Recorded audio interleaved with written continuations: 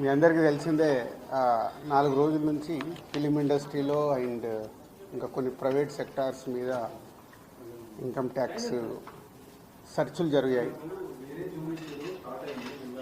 So ఈ సర్చుల విచిత్రం ఏంటంటే మీడియా వాళ్ళందరూ ఛానల్స్లో కానీ సోషల్ మీడియాలో కానీ నేను సెలబ్రిటీని కాబట్టి ఎన్నో సర్చులు జరుగుతున్నా సో నా న్యూసే మీకు క్యూరియాసిటీ ఉంది కాబట్టి మీడియాకి కానీ మీ మీడియా ద్వారా సొసైటీకి కానీ సో దానికి మీరు ఎంత ఫోకస్ చేస్తున్నారో 4 రోజుల నుంచి మీడియా ద్వారా చూస్తూనే ఉన్నాం.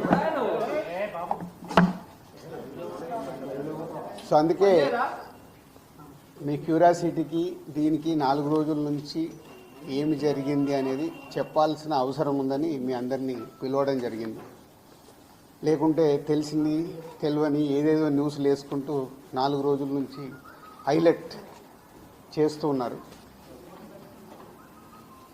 ఇన్కమ్ ట్యాక్స్ సర్చ్ అనేది మాకు 2008లో ఒకసారి జరిగింది. అంటే దాదాపు 16 సంవత్సరాల తర్వాత ఈ సెర్చ్ జరిగింది.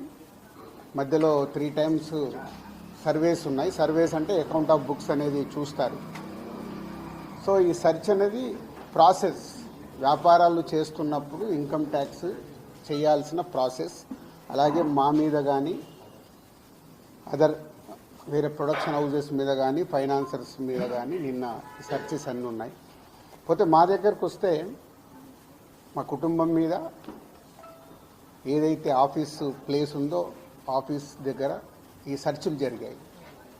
సో మొదటి 3 రోజులు ఎవరిది వాళ్ళకి ఇండివిజువల్గా సెర్చ్ చేసి స్టేట్మెంట్స్ తీసుకుంటారు. అయిన తర్వాత లాస్ట్ డే నిన్న ఆఫీస్లో కన్క్లూడ్ చేస్తారు. సో మా హౌజెస్లో జరిగిందా కానీ ఆఫీస్లో జరిగిన దాంట్లో కానీ చాలా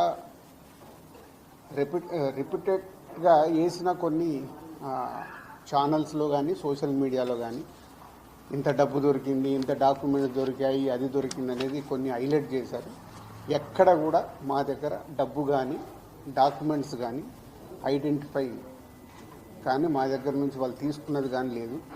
నా దగ్గర ఒక 5 lakhs, మా శిరీష్ గారి దగ్గర ఒక 4.5 lakhs, అలాగే మా డాటర్ ఇంట్లో 6 lakhs, ఆఫీస్లో 2.5 lakhs, మొత్తం బిలో 20 lakhs మా అందరి దగ్గర కలిపి బిలో 20 lakhs ఉంది. అలా ప్రతి ఒక్కటి ఇట్లా వాళ్ళు ఇన్కమ్ ట్యాక్స్ ఏమేమి చూశారనేది ఇలా వాళ్ళది అయిన తర్వాత పంచనామా చేసిస్తారు.